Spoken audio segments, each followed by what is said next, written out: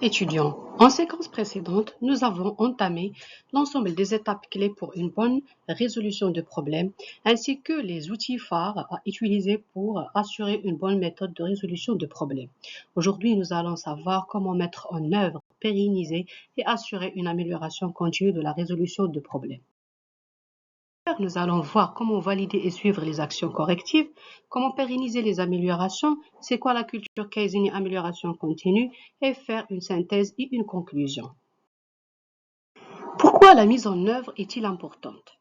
Une analyse parfaite ne sert à rien si les actions décidées ne sont jamais appliquées. Une résolution de problème se termine uniquement lorsque les actions sont réalisées, leur efficacité est validée et le problème ne réapparaît pas. Alors, il faut aller vers une construction d'un plan d'action tout en coordonnant l'ensemble des actions pour atteindre notre objectif. Pour ce faire, il faut déjà suivre les étapes listées en tableau suivant. Quoi? Action à réaliser. Qui va faire cette action? C'est le responsable. Quand? C'est le délai. Où? C'est le service concerné. Et comment sont les moyens et matériels nécessaires pour réaliser cette action? Combien? Quel est le coût éventuel? Une action réalisée n'est pas forcément une action efficace. Donc, il faut mesurer les résultats pour savoir est-ce que notre action est efficace ou pas.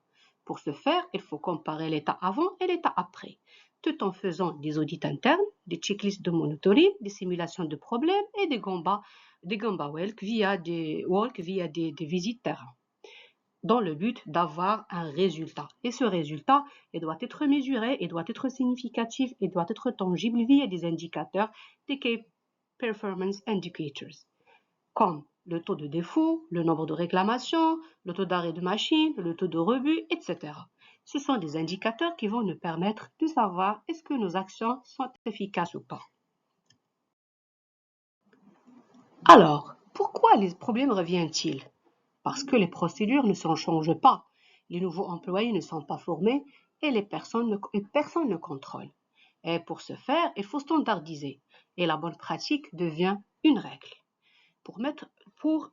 Dans un premier temps, pour assurer cette pérennisation des améliorations, il faut mettre à jour nos procédures, nos modes opératoires, nos instructions, nos checklists, et là où on est nécessaire à faire une implémentation d'un système de management de qualité.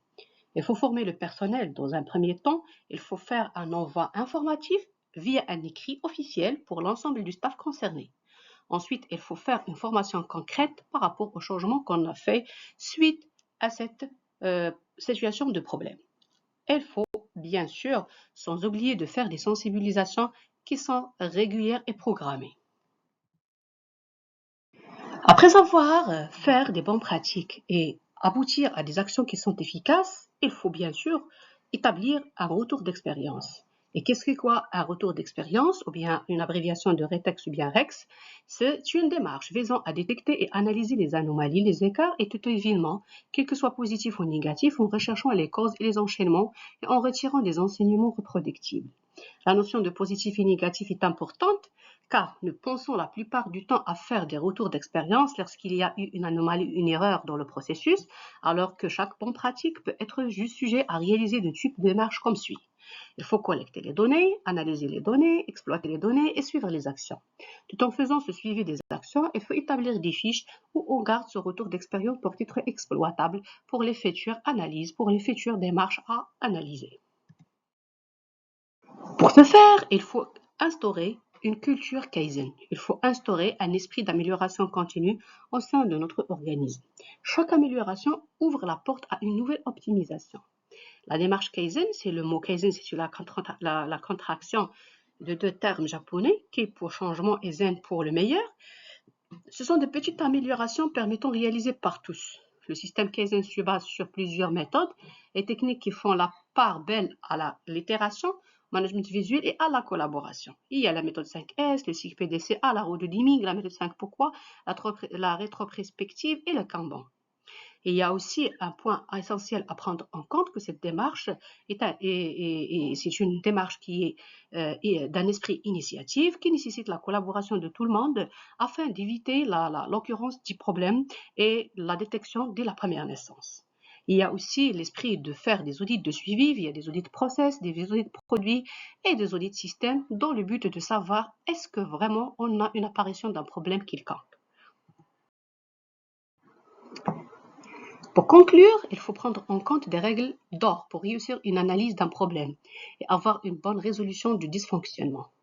Ne pas chercher le coupable, précision de l'objet ou situation concrète spécifique au problème, avoir une réactivité en termes du temps et être proche au terrain lors de l'analyse du problème, structuration de la résolution du problème et enregistrement des résultats d'analyse. Réactivité et focalisation sont les facteurs du succès. Un problème révèle une faille du système et pas la malveillance d'une personne. Un état d'esprit positif de l'accueil du problème et à sa résolution favorise la culture d'amélioration continue. Et le standard capitalise la solution pour améliorer. Notre présentation touche à sa fin. Je vous remercie infiniment et à la prochaine.